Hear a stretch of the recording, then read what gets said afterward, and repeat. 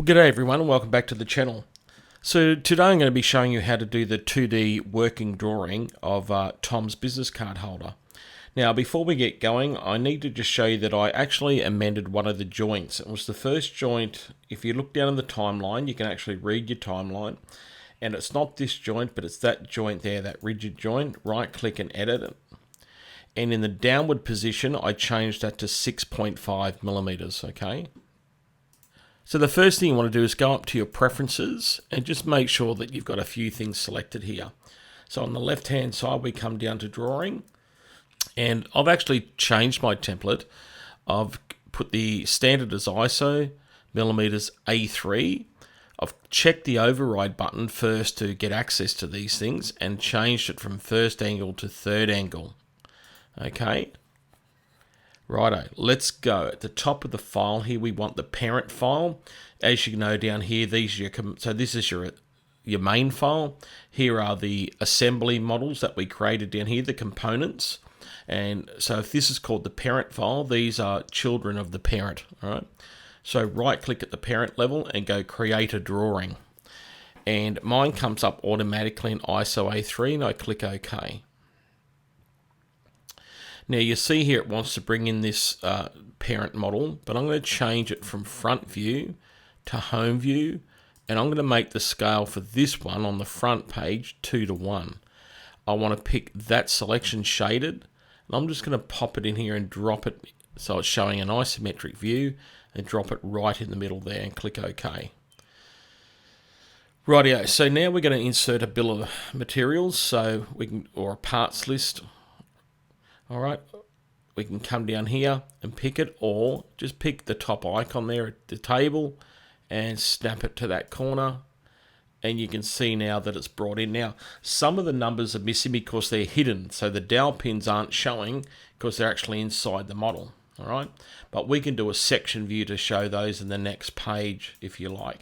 So I just moved them out of the road. Now, we can come back later and fix all the title blocks and everything like that. But we'll just keep going. So here we go. So there's our first page. Let's create a second page. So down the bottom of the screen here, you'll see a plus icon or called Quick Add. We click that and we get a brand new page. We come up to the top here, we go create, and we're going to insert a base view. And the base view we want now is a side view. Okay, so it's a right hand side view. And I'm going to bring it in 1:1. And roughly, I'm going to turn on hidden detail and just have a look and see how it looks and click OK. So you can see here that my side view has come in. If I wanted to, I could actually turn that hidden detail off by just checking the first box.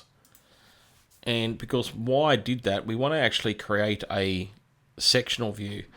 I might make this a little bit bigger as well. So what I did here, I just double clicked on the drawing and come over to my 1:1 scale. There are 3 dots appear. Click on the dots and we're going to change that to 2:1. Okay, so now click close. Up here we want create. We want to create a section view. And I'm going to click the model first. I'm pick there, pick this point there, come over here, check the green checkbox and pull it out to the side and click OK.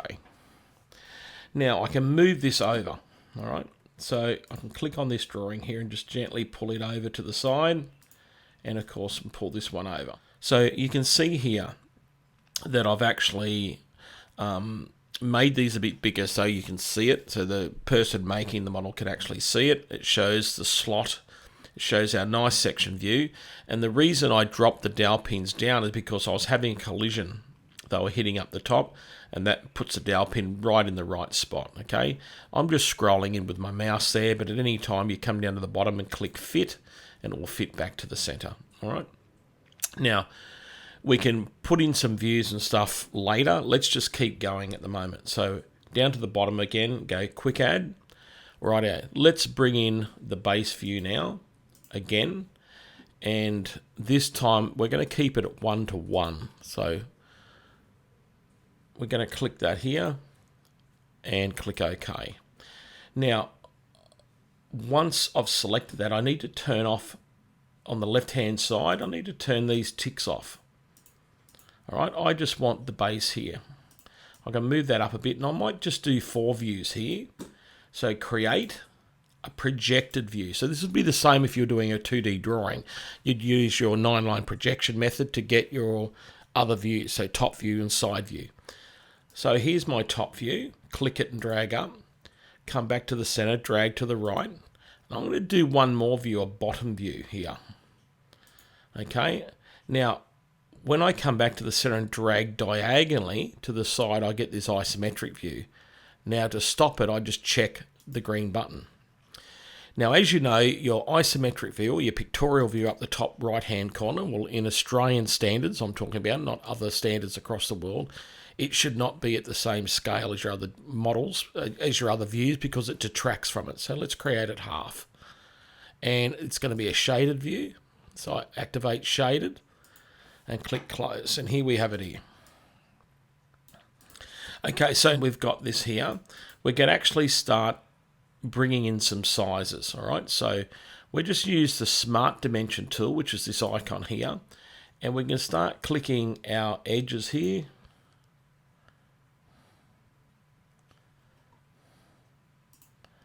And drag that up to 100 millimeters. All right. On the side here, we can start putting some other stuff in too. So we want a center hole, a center mark on those circles. All right. Now, if I wanted to, I could actually turn on the hidden detail for this. So we double click on that first view we brought in and click that middle one there. And now we can see the hidden detail. All right. Now, depending if you want to show hidden detail to some people, to some users, it can confuse them if they don't understand how to read working drawings. So we can leave them off or you can leave it on. It's up to you. I think because we've actually shown a bottom view here, I'll probably leave our hidden detail off just for this model here. So I'm going to turn it off. All right. However, let's see if we can turn it on this view here. Yeah, we can. All right. So I think the hidden detail in the right-hand view, so the side view, is important because it will show our slot depth and our depth of our dowel pin holes. So I think that's important there. So you can either turn it on for all of them, or you can just turn it on for a certain view. And I think that's fine.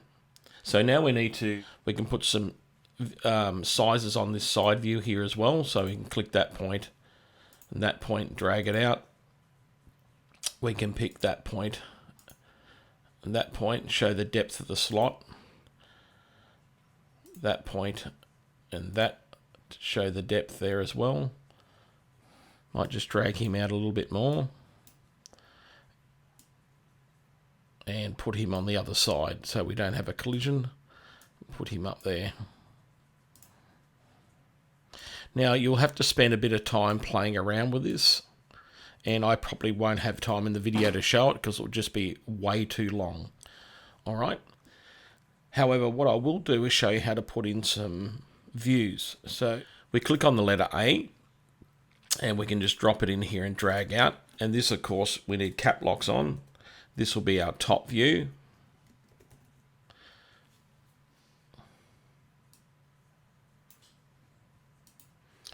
We may want to import some other stuff like third angle projection. So insert, so we're going to put a graphic in, and from my computer here, I've actually got some stuff saved.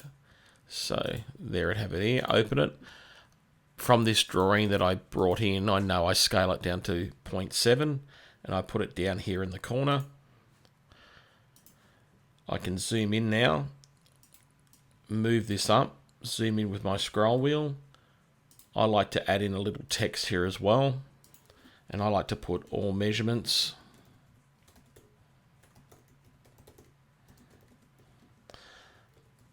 Unless otherwise stated.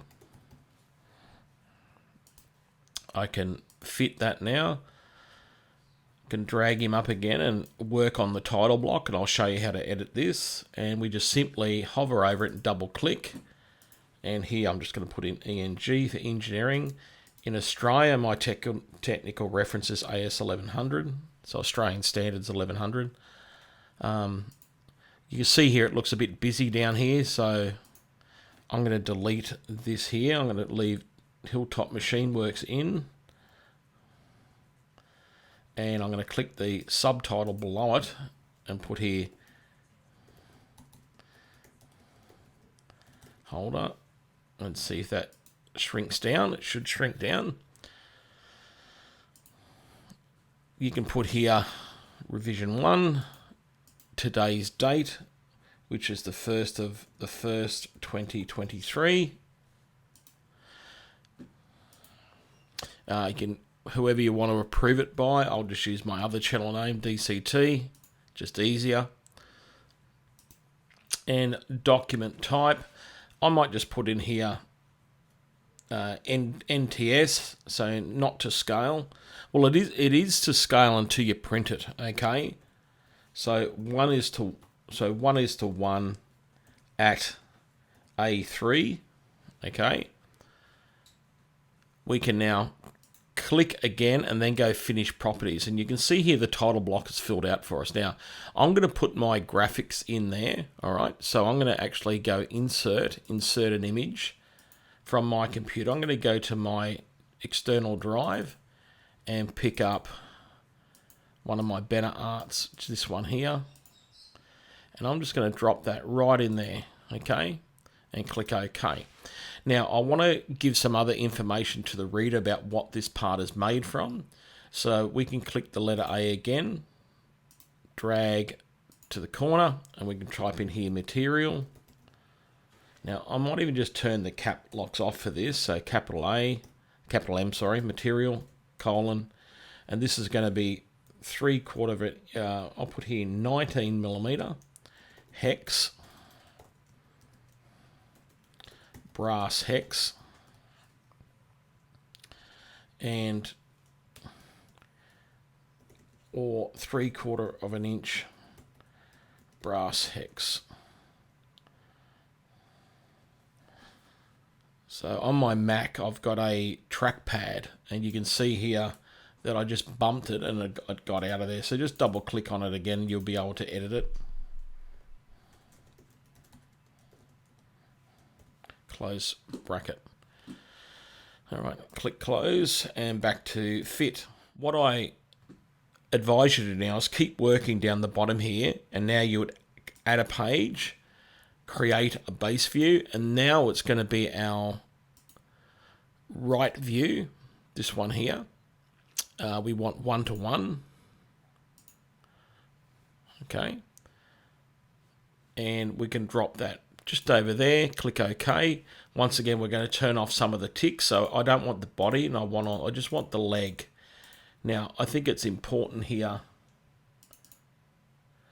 to have the hidden detail turned on this one, so it shows that there, okay. You can see that here, it's scalloped down there because that's a drilled hole in the top here, so you can actually see that. Right, we can add our projected view now, so clicking our views and dragging up if you wanted to. I don't think a bottom view is necessary here, and click up here and OK it.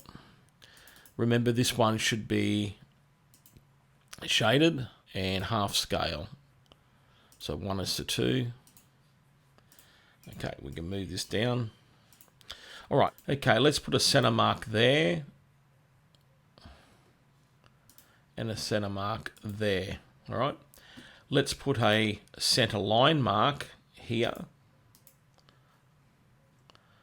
All right, so now we can start adding some dimensions. We might just pull him down a little bit. Escape, click the drawing once and hold it. Click again to hold, move it to the side.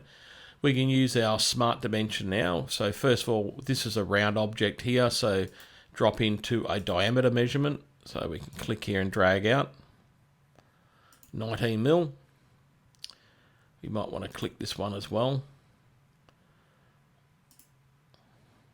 All right, we can smart dimension that now from that edge to that edge to show that it's in 25. May want to show the reader the total length as well. That would help. So 50mm. Now in the video I actually showed you to draw that at 40, and I went back in and updated mine in the model. Okay, so back down here, if I click on the leg and activate it, and that was that extrusion there. If I edit it, you can see I changed it to 25. Now in the video I showed you 40, but I actually wrote in text to make it 50, all right? If you're wondering if yours is not showing that, you'll have to go back and edit it. Remember, you can always edit things in the timeline. Once you click save, watch this. Fusion will go up to the cloud, and then in your drawing here now, you can see here that I need to update it. I've got a warning up the top left-hand side. I click on that and update the model. All right. So we can muck around with some more dimensions later and naming the views. I'm mindful of the time, so let's move forward. What I might do, I will pause the video here. I'll go back in and change things, and then I'll bring you back to show you where I'm at. Right, I've brought you back here now, and I'll show you where I'm at with this drawing. So I've got my first page where I've got the model and the bill of materials to show me what I've got. I've filled in most of the title block. Remember, when you're filling in the title block, hover over it, double click, and you're able to enter all the details in there. On page 2, I've included the sectional view, and I've shown you how to do that. The sectional view is at 2:1. Remember, if you want to change the view, just double click on it, and it will open over here, and you can change what sort of visible appearance you want also. Remember that I've dropped the dowel pins down a little bit to show that, and I've actually put a note in there as well, and I'll show you how to do that in a sec. Page 3, I've got the body, and I've updated the title block as well and included a bit of information about the part body and material and what you can use to make it. Put the third angle projection symbol in and all measurements in millimeters, UOS or unless otherwise stated. In this one here, I thought it was important to put a bottom view, so another view in just to show the distance of those holes. In my note here, I've added that dowel holes, and in brackets means typical, so if that hole over here, if you've got another one in the view, well, it's typical, so it's that one there. So drill at 5.8. Now, when you're drilling and reaming, you're always shooting for about 2% of the drill size. So a 6mm reamed hole at 2% is 0.12 of a millimeter, I believe. I decided to go with 5.8 because, you know, unless your drill's perfectly sharpened, it will drill oversized if you're not careful.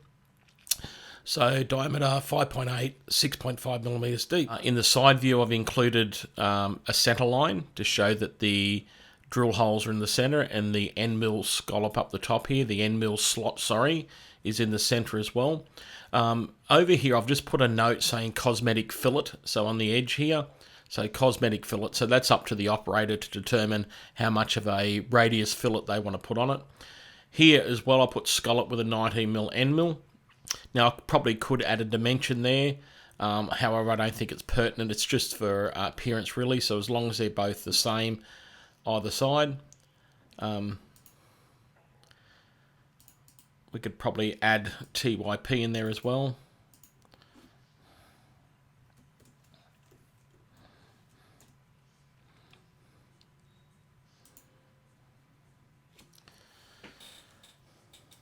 It starts to get cluttered if you're not careful. You can adjust the view by just clicking on it. You can drag it down and move it as well. The same with your views. I like to have mine all in line, so I'll put it just above it, hold it and click and drag again. Okay, and I can keep them in line. Over here now, we're into the last which is the leg. So in the title block, part legs, the material, third angle projection view, I've put my little emblem in there as well. So remember, when you dimensioning here today, just be careful of where you select. So if I zoom in, and what I just did is highlight it and deleted it. With my smart dimension tool, I like to pick the end and pick that. Now if I go sideways, I'll get a diagonal. But if I pull to the right with my mouse, just let go of the click, by the way, don't hold the mouse click button down, you'll get that there as well. Now we need to put a angular dimension on here, so we can oopsie daisy, pick the wrong one then. So come down here, angular dimension, we can click that, and 135. Now depending where we want to go, we can put it over this side here. So 45, we may want to add a note there, so we click text note, You can just put in here 45. We can chamfer. And if I come back now with my cursor, click the symbols drop down, I can put the symbol for degrees. Okay, might want to pull this out just a little bit. Bring it back over here. Now we've got 50 millimeters long, 90 millimeter high there, which is actually a diameter. Okay, but I'm showing diameter over this side here. We may just want to add a text note here as well. So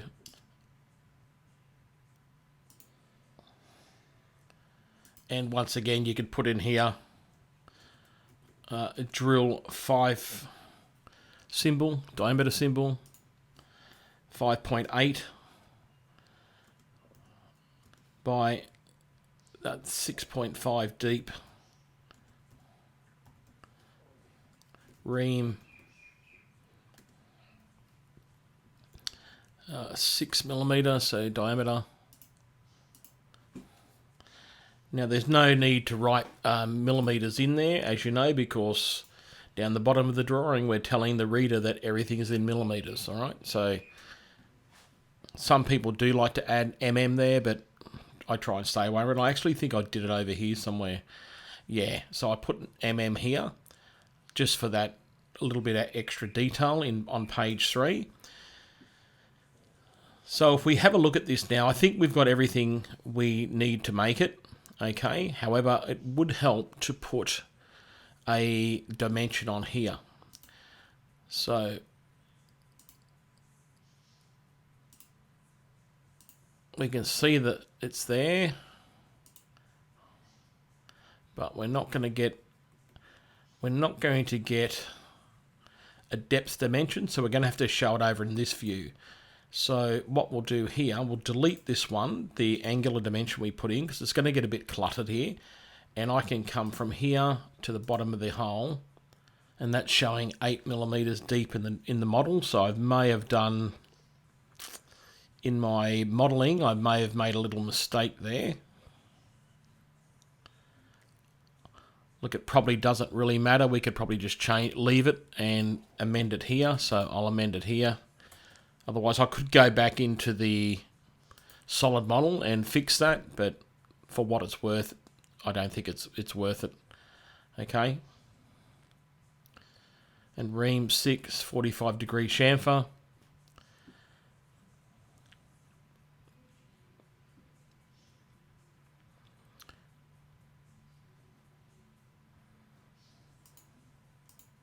Righto, so what I'll do, look, as you can see, I'm not a trained draft person. Okay, I'm not a draftsman. It was taught to us at university to become teachers, but however, there's people. This is a profession all in its own, and I'm not claiming to be a draftsman by any means. Obviously, there may be some little faults in my drawing here and there, and that's okay. There's plenty other people better at this than I am. Now, in saying that, also, I'd like to point out that Fusion360, I love it. I use it every day for solid modeling and CNC. However, for 2D drawings, it's not the best platform, to be honest with you. I think still to this day that Inventor, so Autodesk Inventor or AutoCAD, and especially SolidWorks 2D drawings, leaves Fusion for dead. However, the reason I use Fusion is because I'm an educator and I get the full-blown version for free. It doesn't cost me a cent, okay? Anything from, 3 axes, 4 axes, and 5 axes machining for free. Alrighty, guys. So, look, thanks for following along. If you like, I will include the solid model link and the 3D drawing link in the bottom of this description. Now, before you go, if you wanted to print this today, so say you followed along this tutorial and you want to print it out and go into the workshop and make it, so down the bottom here, you remember all the page views that I've shown you. Come up the top, go export, export as PDF, and we can just click the button here, line weights.